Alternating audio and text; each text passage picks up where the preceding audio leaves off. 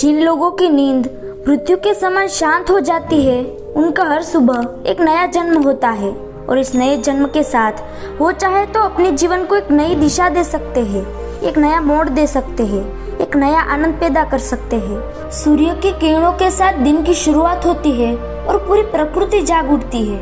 इसलिए अगर अपनी सुबह को बेहतर बनाने के कुछ नियम आपको पता चल जाए तो आपका पूरा दिन आनंद और जोश के साथ बीतेगा।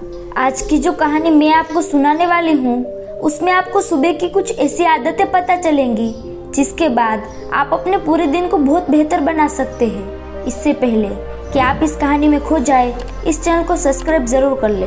तो चलिए कहानी शुरू करते हैं। ये उस समय की बात है जब धरती पे बहुत सारे काम इंसानी हाथों से किए जाते थे। मतलब उस समय इतनी ज्यादा मशीनों का उपयोग नहीं होता था। इंसान खुद मेहनत करता था और अनाज पैदा करता था। आज के युग में तो बहुत सारी मशीनें आ गई है जो उन कामों को आसानी से कर देती है, लेकिन आज से तकरीबन 200 साल पहले ये काम इंसान ही किया करते थे। ऐसे ही एक गांव में मोहन नाम का एक युवक रहता था।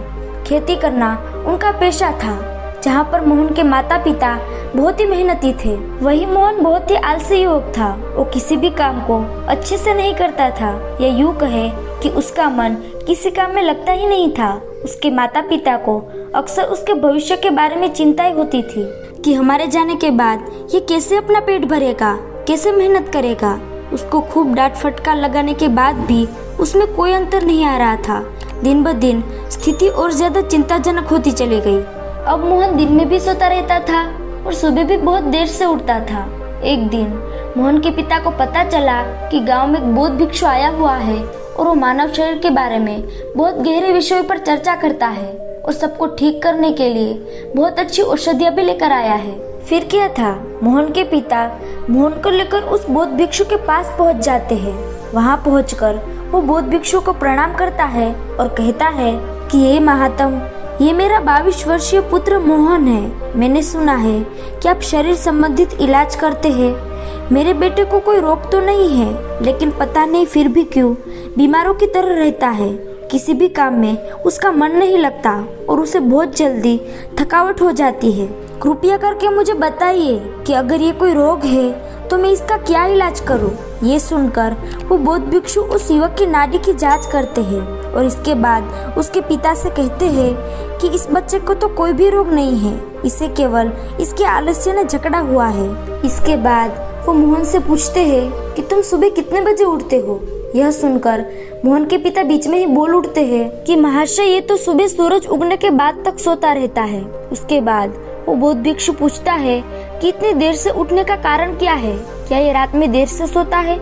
इसका उत्तर देते हुए मोहन के पिता कहते हैं कि रात में देर तक पढ़ाई करता रहता है और इसी वजह से ये सुबह जल्दी नहीं उठ पाता। यह सुनकर वो बौद्ध भिक्षु कहता है कि यही तो कारण है, यही तो जड़ है। मैं तुम्हें इसके लिए कुछ औषधियाँ नहीं दे सकता, लेकिन जो मैं कहता हूँ अगर वो तुम 21 दिन तक अनुसरण करो तो मोहन, तुम्हारा जीवन जोश और उत्साह से भर जाएगा। हर काम में तुम्हारा मन लगेगा और तुम किसी भी काम को बहुत गहरे तरीके से कर पाओगे। इसके लिए तुम्हें सुबह की 5 आदतें अपनानी होगी। आदतें अपनाना बहुत आसान होता है। शुरुआत में 1-2 दिन तकलीफ हो सकती है, लेकिन उसके बाद तुम्हें उसी में मजा आने लगता है। सिर्फ शुरुआत के कुछ दिन कष्ट सह लो, उसके बाद तुम्हारा जीवन ही बदल जाएगा। सुबह के उन 5 अनमोल आदतों की व्याख्या करते हुए उस बौद्ध भिक्षु ने कहा कि सुबह उठते ही सबसे पहले अपने आप के प्रति धन्यवाद व्यक्त करो। उस परमपिता परमेश्वर को धन्यवाद दो, क्योंकि उन्होंने इस प्रकृति के द्वारा तुम्हें इस शरीर का अनमोल तोहफा दिया है। हर इंसान को स्वस्थ शरीर तोहफे में नहीं मिलता। अगर तुम बाहर की दुनिया में देखो तो तुम्हें कितने ही विकलांग और कुरूप नजर आएंगे। इसलिए हमारी सांसें अनमोल तोहफा होती है। पता नहीं कौन सी सांस अधूरी छूट जाए, इसलिए इन सांसों में धन्यवाद का भाव प्रकट करें। इसके बाद खुले आकाश के नीचे आकर इस आसमान को, इन हवाओं को, इन पत्तियों को, इन सभी को धन्यवाद प्रकट करो। 5 तत्वों को छुओ और उनके भी प्रति अपना आभार व्यक्त करो। इससे तुम्हारा जुड़ाव इस प्रकृति के साथ बनेगा, जिससे तुम आनंद में भर जाओगे। इसके बाद अपने कमरे में झाड़ू जरूर लगाओ। इसका मतलब ये होता है कि सारी गंदगी अपने कमरे के बाहर, अपने दिमाग के बाहर कर रहे हो। और उसके बाद अपने कमरे में एक मिट्टी के दिए में एक तेल का दीपक जरूर जलाओ। इससे कमरे का वातावरण प्रकाशित होता है। वातावरण में एक अद्भुत शांति छा जाती है। इस दौरान उस दीपक के सामने बैठकर आप अपने शरीर को छुओ। उसके बाद वहीं पर बैठकर अपनी आंखें बंद करके कोई भी ध्यान जो आप लगाते हैं वो ध्यान को पूरा करें। ध्यान करने से आपका दिमाग स्पष्ट होता है। आप पूरे दिन में जो भी काम करने वाले हैं आप उसके प्रति स्पष्ट निर्णय ले सकते हैं। ध्यान आपका मार्गदर्शन है, वो आपको सही मार्ग दिखलाता है। इसलिए ध्यान करना बहुत ही आवश्यक होता है और इसके बाद हमारा पूरा दिन आनंद और तनाव मुक्त रहेगा।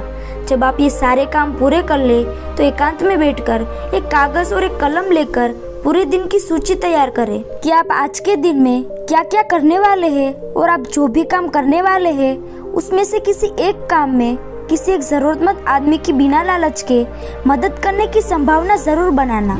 अगर आप दिन में कोई एक भी ऐसा काम कर लेते हैं जो आपके लाभ और हानि से परे होता है तो आपको एक अद्भुत आनंद प्राप्त होता है। आपको लगता है कि मैंने आज के दिन कुछ अलग तरीके से जिया, किसी जरूरतमंद की निष्पक्ष भाव से मदद कर दी। इससे अच्छी बात और क्या हो सकती है। और जब आप ये भी पूरा कर ले तो कोई भी प्रेरणादायक गीत जरूर गाए अपनी आवाज में। आवाज चाहे बेसुरी हो या मीठी हो, लेकिन भाव सच्चा होना चाहिए, भाव प्रेरणादायक होना चाहिए, भाव संवेदनशील होना चाहिए। और जब आप ऐसा गाना गुनगुनाते हैं तो आप जोश और उत्साह से भर जाते हैं। पूरे दिन में काम करने के लिए ये गीत आपको ऊर्जा देगा। और ये सब करने के बाद आखिर में स्नान करके अपने ललाट के बीच एक चंदन का तिलक अवश्य करें। इससे आपका आज्ञा चक्र शीतल रहेगा। शीतलता आपके पूरे मस्तिष्क में फैल जाएगी और आप बहुत ही शीतल और आनंद का अनुभव कर पाएंगे। इतनी छोटी छोटी सी कला होती है जीवन जीने की। जो आदमी 21 दिन तक इस मंत्र को अपना लेगा उसका पूरा जीवन बदल जाएगा। उसके बाद उसे कोई काम जबरदस्ती नहीं करना पड़ेगा।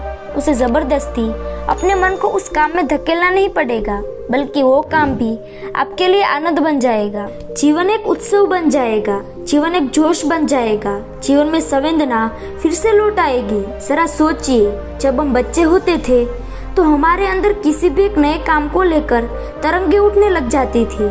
हम किसी भी काम में जोश और उत्साह डाल देते थे। आखिर आज वो सब क्यों नहीं होता है? क्यों इंसान ने अपने आप को ही जटिल बना लिया है? एक नए सवेरे की तरफ बढ़ते हैं, चलो बुढ़ापे से बचपन की ओर चलते हैं। उन उम्मीदों को फिर से जगाते हैं, चलो आज हम अपनी कब्र से उठ जाते हैं। खुद जीते हैं और दूसरों को भी जीना सिखलाते हैं, चलो आज हम अपने जीवन को एक नई दिशा देते हैं। तो दोस्तों, कैसी लगी आपको ये कहानी कमेंट सेक्शन में जरूर बताना, और अच्छी लगी हो तो इस चैनल को सब्सक्राइब जरूर कर लेना। तो मिलते हैं अगली कहानी में, तब तक के लिए अपना ख्याल रखें। धन्यवाद।